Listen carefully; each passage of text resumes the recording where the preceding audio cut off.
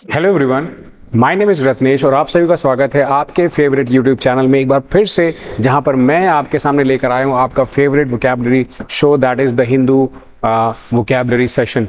इस सीरीज़ में फ्रेंड्स, जो बच्चे नए हैं उनको मैं ज़रूर बताना चाहूँगा एक बार कि जो भी प्रिपरेशन कर रहे हैं, जहाँ पर इंग्लिश की बात आती है, ऑब्वियसली जहाँ बच्चे ग्रामर को लेकर घबराते हैं, मुझे लगता है वो वोकैब को लेकर बहुत ज़्यादा उनके मन में टेंशन रहती है कि सर हम अपनी वोकैब कैसे इंप्रूव करें, how we can make sure that we are able to understand the passages, the lengthy passages है ना, उनमें वोकैब का बहुत बड़ा रोल है। उनको हम कैसे इंप्रूव करें, कैसे हम मगअप करें इतने सारे वर्ड्स। नहीं, आपको ज़रूरत नहीं है। तो ये एक तरीका है बच्चों, दोस्तों, जहाँ पर आप वर्ड्स को देख करके आप क्या कर सकते हैं कि उनको अंडरस्टैंड करें कि सेंटेंस में क्या सेंस निकल रहा है उनका, और उसके थ्रू आप उसके मीनिंग को जज करें या इन्फर करें। वो बेटर वे है टू लर्न और इनहैंस वोकैबुलरी।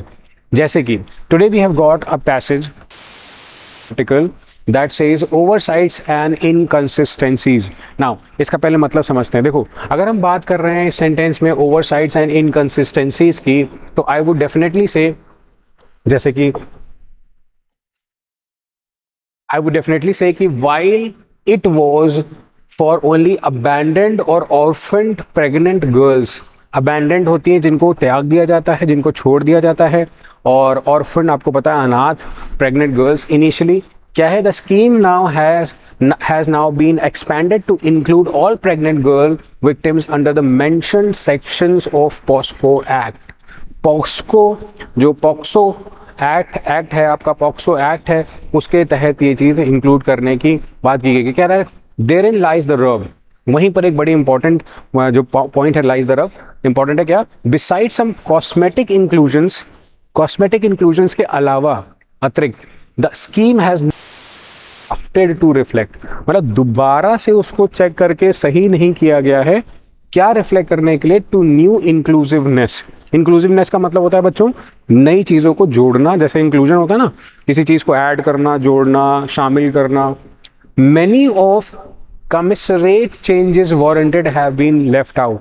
अब आपको बता दूं, ये शब्द जो है वो फीलिंग से जुड़ा हुआ शब्द है, किसी चीज़ के एक्सप्रेशन से जुड़ा हुआ शब्द है।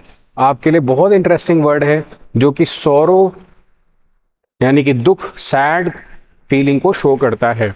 याद रहेगा आपको, तो काफ़ी अच्छा वर्ड है ये आपके लिए यहाँ पर, और इसका सेंस आगे कहता है, but this is in no way obscures that the fact that there are cases of pregnancy because of sexual violence and exploitation. तो ऑब्सक्योर का मतलब होता है जो चीज़ क्लियर नहीं है, स्पष्ट नहीं है, नॉट क्लियर, नॉट स्पष्ट कहते हैं ना हिंदी में, तो स्पष्ट नहीं है या नॉट क्लियर आप कह सकते हैं, pregnancy because of sexual violence and exploitation. आगे कह रहा है, while ostensibly seeking to serve. Now this word ostensibly बच्चों मीन्स अपेरेंटली। अपेरेंट जैसे कोई चीज होती है, अपेरेंटली कहते हैं आप, अपेरेंटली, या कोई चीज अपेरेंट, जो चीज दिख रही है सामने से, समक्ष को कहते हैं ना, प्रत्यक्ष को उदाहरण क्या, जो सामने है उसके लिए फिर आप क्या एग्जाम्पल दोगे, क्या चीज रिलेट करके बताओगे, ये तो पता चल रहा है। Seeking to serve every minor pregnant girl child victim. The only definite categories are now those who continue by choice or default with their pregnancies and those who were not permitted by the court to undergo a medical termination of pregnancy. ठीक है, simple. जिनको definite categories are now those who continue by choice, या तो choice के द्वारा या फिर by default, उनको क्या कर दिया, with their pregnancies permitted to go to court undergo, मतलब वो प्रेगनेंसी को टर्मिनेट ना कर सके, उनको कोर्ट नहीं जाने दिया जा रहा था। ये यहाँ पर चीज़ को शो किया गया है। Further it mention that it is in the case of an MTP the district magistrate on advice of district chief medical officer shall order for an MTP to a government facility.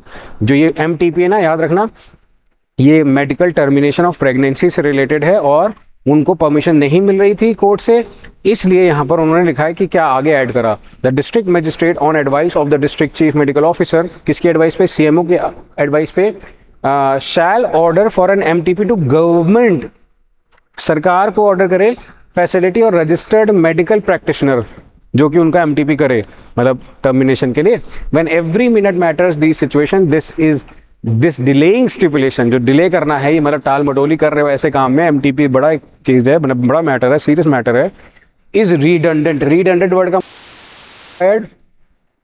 Unnecessary भी कहते हैं इसको बच्चों, है ना, आप याद रखो। और सुपरफ्लुअस वर्ड का मतलब भी होता है समथिंग विच इज रिपीटेड, मतलब जो चीज़ जिसके साथ कॉम्बिनेशन में गलत है, सुपरफ्लुअस है, सेंस नहीं बनता जिसका, उसको बोलते हैं।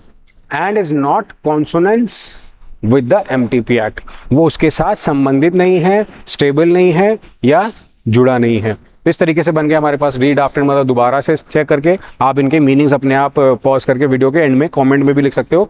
कमिसरेट वर्ड का मतलब यहाँ पे फीलिंग्स की कमी हो या ऐसी चीज़ को एक्सप्रेस किया जा रहा है जो दुख को दर्शाता हो, सैड, दुख, सॉरो, ऑब्सक्योर, अनक्लियर, ऑस्टेंसिबल, जो चीज़ अपेरेंट है, क्लियर है, सामने स्पष्ट है, रिडंडेंट मतलब नॉट नेसेसरी, सुपरफ्लुअस जो चीज़ सेंस नहीं दे रहा है, कॉन्सोनेंट मतलब जो उसके साथ अग्री कर रहा है, सेंस बना रहा है। तो आई होप यहाँ पर आपको ये वर्ड समझ में आए होंगे और आपने इस वीडियो को एंजॉय किया। अगर अच्छा लग रहा है तो शेयर और